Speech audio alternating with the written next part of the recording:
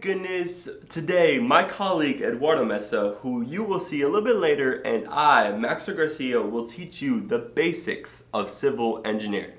What is civil engineering? Well, civil engineering is pretty simple. It's just the appliance of logical reasoning behind many of the structures and the buildings that we see in our daily life. And what I'm talking about, like these buildings and structures, I'm talking about railways, dams, sewage systems, canals, airplanes, roads, bridges, buildings. Civil engineers deal with all of that.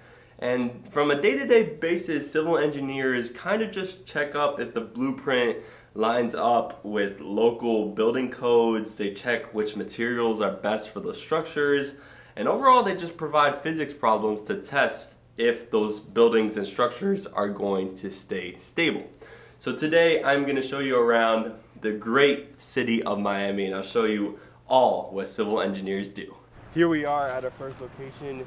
It's a simple Miami canal. These are all over the place in Miami because they help transform Miami from a marshy landmass to a dry, open place where civil engineers could build all the other structures that we're going to show later in this video. So now we're going to turn it over to my colleague to talk about the history of dams, sewers, and canals. Okay, so hi, I'm Eduardo. I'm Maxwell's friend. I'm going to be talking about the history of dams, canals, and sewers. First off, I'm going to talk about dams. So dams, they were used for two main reasons. Well, they were used to like stop water from moving, so that they could, so that people could have like a fresh source of water that was constantly there. They didn't have to worry about anything, and to control the amount of water that was in a place. Sewers are basically canals, but they just have like a road or something on top of it. So it would be just like this, but just with like a road on top. And people used sewers to send their waste somewhere. And canals are used for irrigation and to stop flooding. So for example, this canal here, this would be used in case of floodings during a hurricane or something, so that all the water would go into the canal instead of the roads and the houses. Now, historically, people didn't always have this. This actually came about during the Industrial Revolution.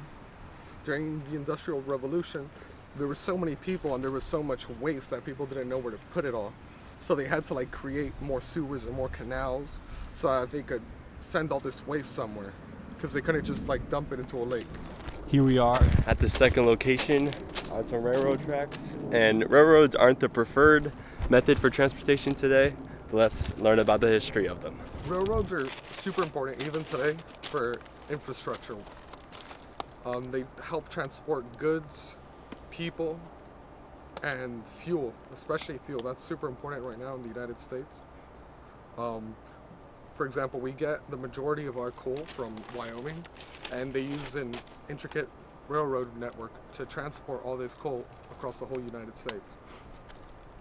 But originally, railroads were not just used for that. Like when they first came about, they helped also bring about the Industrial Revolution. They weren't a result of the Industrial Revolution, or rather, the Industrial Revolution was a result of railroads, because railroads helped bring people from the countryside to cities, and they help transport the goods that would be needed to continue the Industrial Revolution, which is why one of the reasons why they're so important. So now transitioning from railroads and trains to airplanes.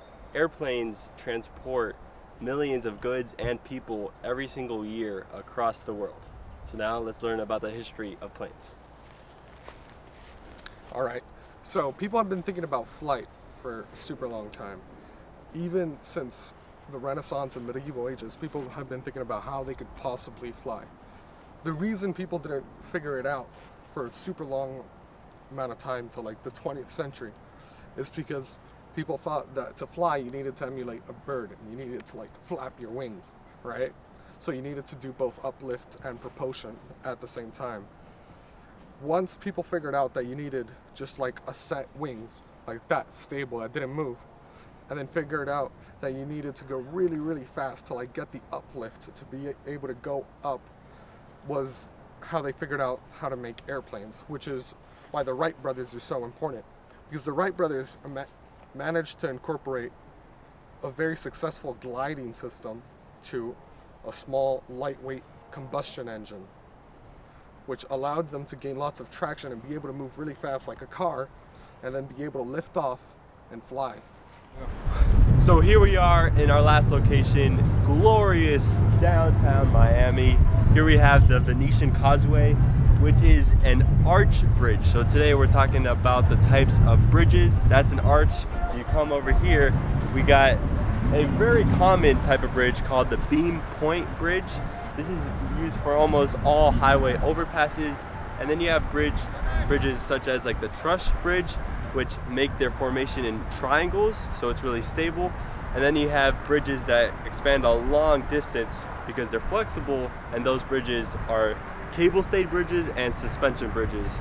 And of course, you know the Golden State Bridge, and that's a suspension bridge. And now we're going to talk about the history of bridges. Bridges traditionally were made out of wood and stone, and they used dirt fillings to keep it all together, or mud fillings.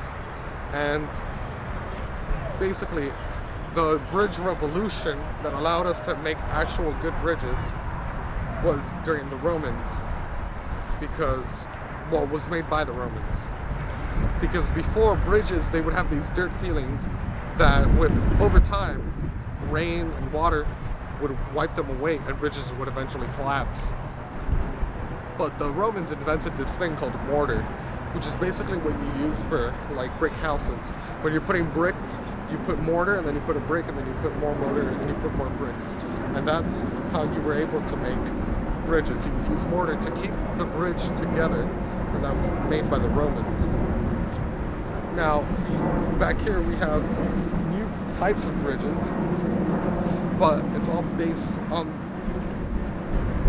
the gains that we were able to make thanks to those new types of bridges that use mortar. Here we have a nice stable bridge that hasn't collapsed in its lifetime. But what did collapse was the Fiu Bridge, and 6 people died from that incident. And the reason the Fiu Bridge collapsed wasn't because of any civil engineering. They said all their math backed up the bridge. What happened was during the construction, cracks were starting to build alongside the bridge, and by the way, it was a truss bridge made of triangles, and they never dealt with those cracks in the concrete, and then just one day it just completely collapsed. It's just they forgot to use mortar. You know mortar, that thing I talked about? And before we end off this video, let's talk about some math on how bridges don't collapse all the time. Yeah, bridge efficiency. And if you've been watching this whole entire video and was wondering where is the math section, well, this part is for you. And no, bridge efficiency is nowhere near the types of actual civil engineering math that most people get into. That's kind of like a college level. We're just going on the basics today. So I have my iPad and my Apple Pencil here, so we're looking at the bridge efficiency equation. And this one is super simple. It's just a ratio of the maximum amount of load that a bridge can carry over the weight of the bridge. So I have a little problem here. If my truss bridge supports the weight of 7,000 kilograms and the bridge weighs 10,000 kilograms, what is the bridge efficiency? Well, we can do that super simple.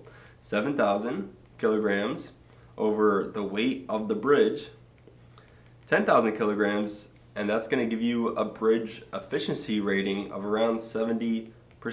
It's literally that simple, and that's all you need to know for simple civil engineering. So today we've learned about bridge efficiency, many types of things that civil engineers build. We learned what civil engineers do, and I'd even talk about roads or buildings, but civil engineers make cities possible. All right, that's it. Thank you for watching.